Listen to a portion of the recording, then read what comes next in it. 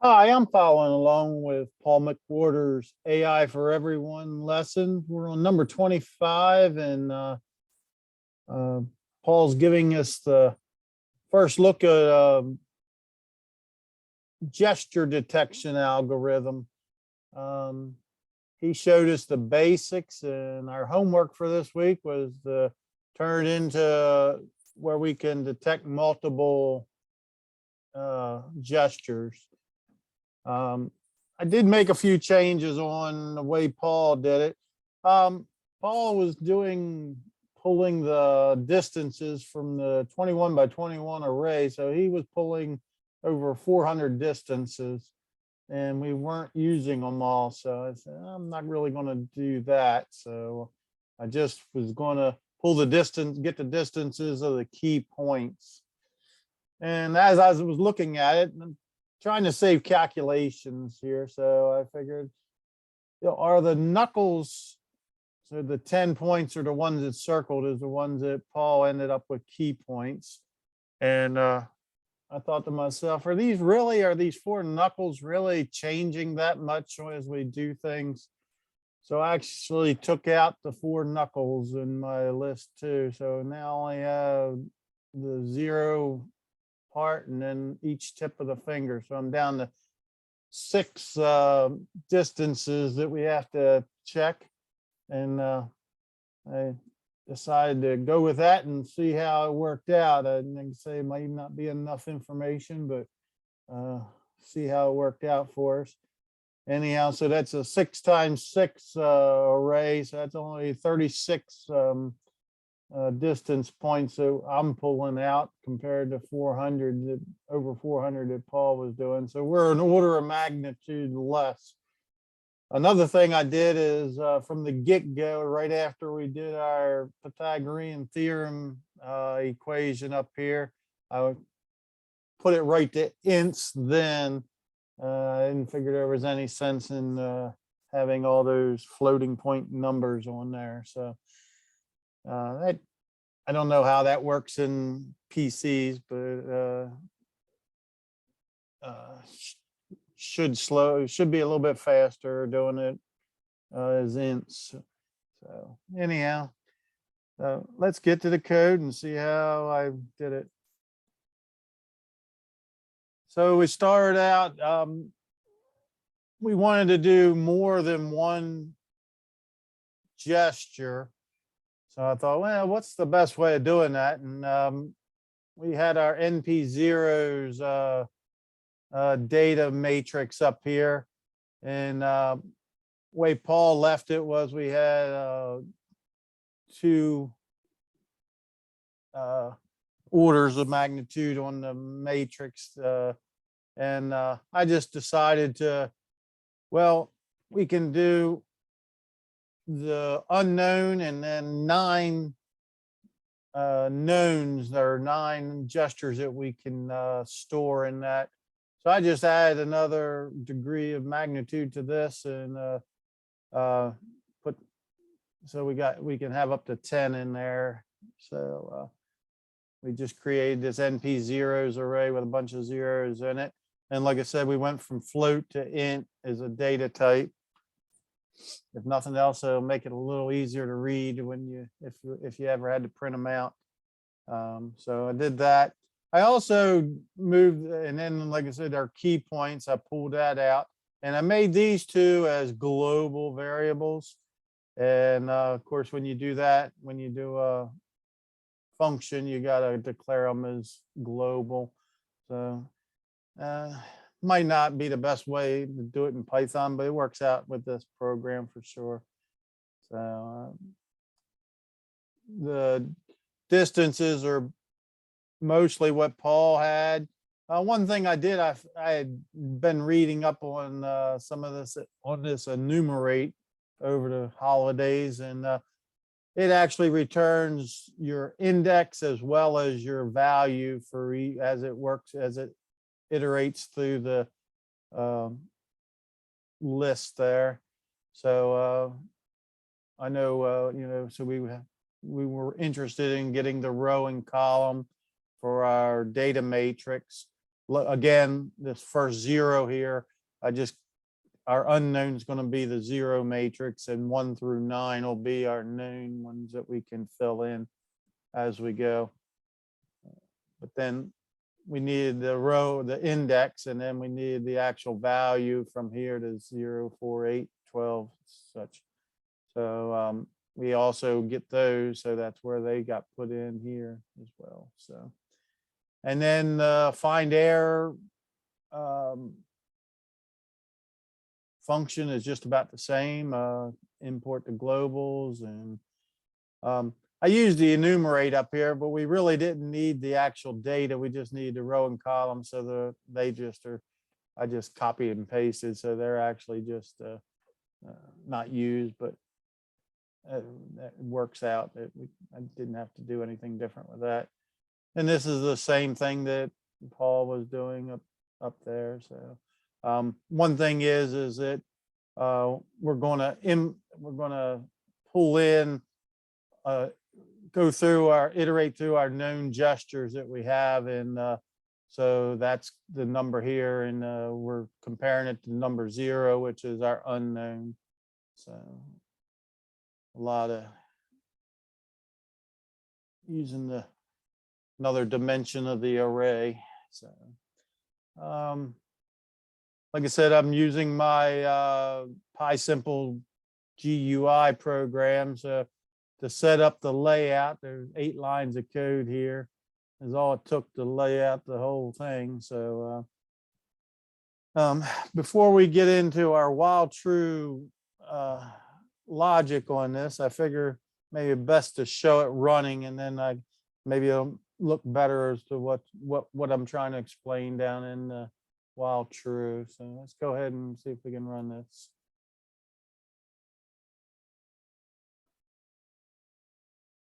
All right.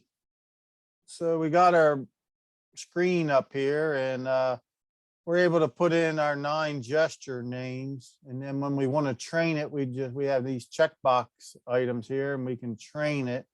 And once it's trained, it will do the compare, and you'll see the numbers off to the side here. So we can put in what we want to do here. We can put in, we'll do a fist. And maybe the peace sign.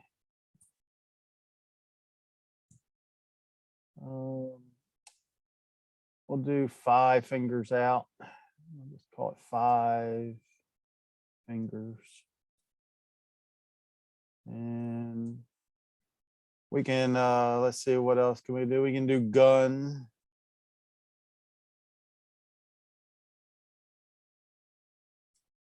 Oh, what else? I don't need to do all 9 of them here. It'll take all 9. I practiced with it and it did all 9.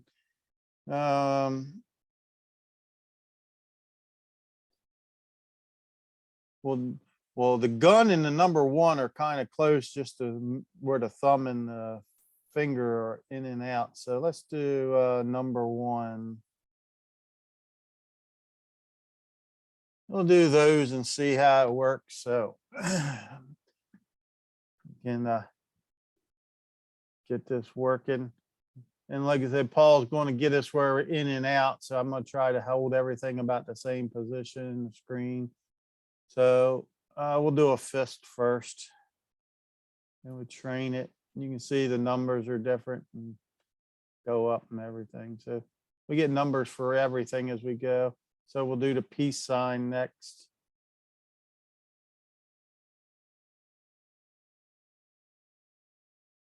And then we'll go back to the fist, and then the peace sign, fist, peace sign. And now we'll do 5 fingers.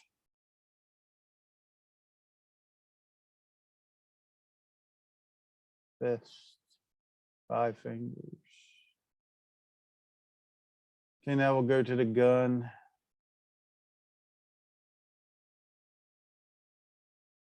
And we'll go back to the peace sign. And say usually below 600 or 700 with this. Everything else is well over 1,000. But now when we go to the number 1, it's kind of close to the peace sign. So the only thing is it's in instead of out.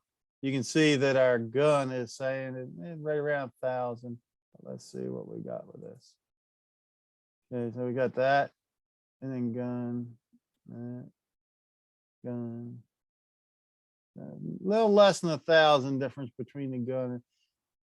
With having them all listed here, it's kind of fun to see which ones they are. But I think if we were going to choose one, I think if we set it at 600 or 700, I think that would be probably the cutoff on what we got to do there. So anyhow, and you can see my frames per second are staying at the 25 or so list. And like you say, you got to get closer and farther away. There we go. Peace sign, fist, 5 fingers.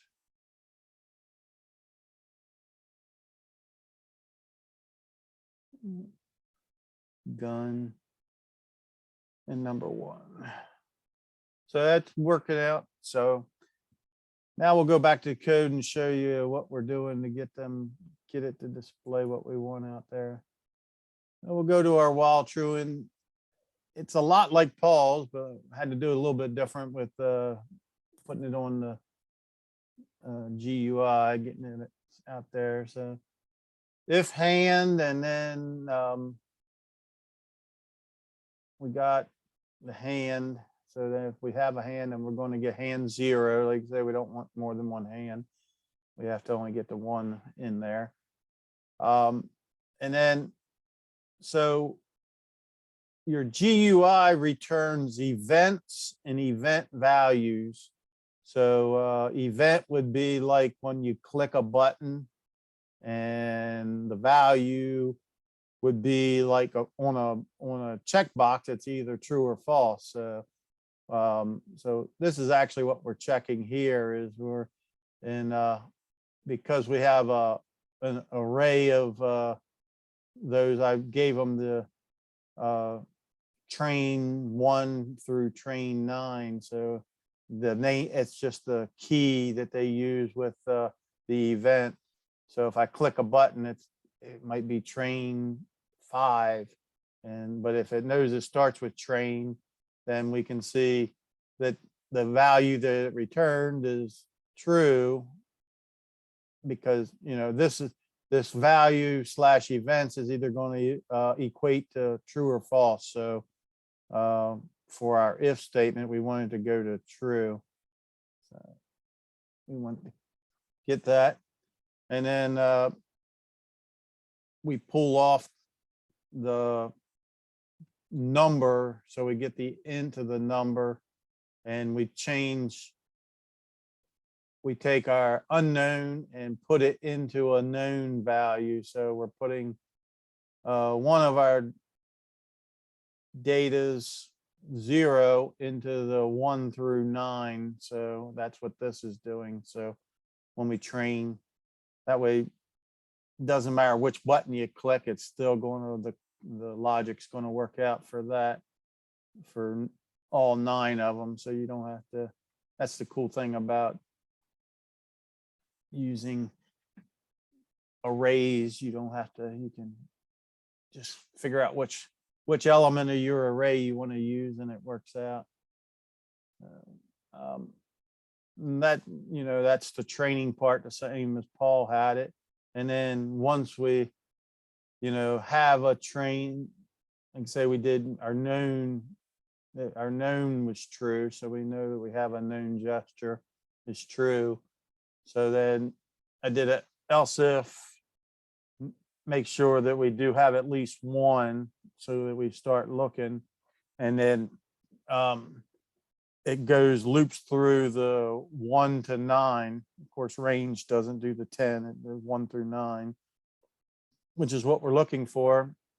And it does that same thing where we can give it, it's looking for a string here. So we have to make the string back the way it was. So if train 1 through 9 is what we're going to say. And if it has values, then we're going to update it. else we're going to put a blank text there. And then this, we're going to update it with the value that we get back from our air index. So we're updating it with our air. So that's what's going in the text value of that checkbox up there. And basically that's it. Plain and simple, and works well. 67 lines of code. Only thing I didn't do was make the decision of what gesture we have. I was just showing the different numbers. I mean, you could turn one of the text green and leave the rest of them red or something or whatever to pick out which gesture you had. But we'll run it again. And like I said, it starts over. So eventually I'd think that we want to store this so we don't have to do it every time. But for the big, I'll just do a couple here. We'll do peace sign. And we'll do, and you can call these whatever you decide. That could be power to the people up there and, for the fist, but we'll just do 2 right now. So I'll do peace sign. And then we'll do a fist. Peace, fist. Yeah, it'd be easy just to change the color of whichever one's like below 600 here. I didn't bother with that. We'll put another one on here. We'll call it, and like I say, you can add these as you go or whatever and click them. Oh yeah, I do want to show you one more thing. So we'll call this just number 1, I guess we'll do again. Number 1.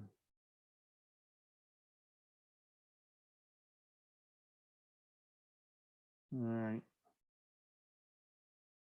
So the cool thing is if you want to retrain these, we can go back to that and retrain these. So if I wanted to retrain the fist sign, even though it's 300, I could retrain it. You click and turn it off and then just click it back on and it retrains it. So you could retrain it. You could change the name of it. The name is just here for our reference. It really, it's working off the indexes of these 9 boxes. And this text box is just giving us a reference. We have access to that. If we wanted to store that as a file, we could do that. But right now we're just using it as a reference. So peace sign. If we wanted to retrain it, we could do that. Retrain it. Anyhow, that's my homework for this week. Look forward to getting more info from Paul in the following weeks. Have a good day.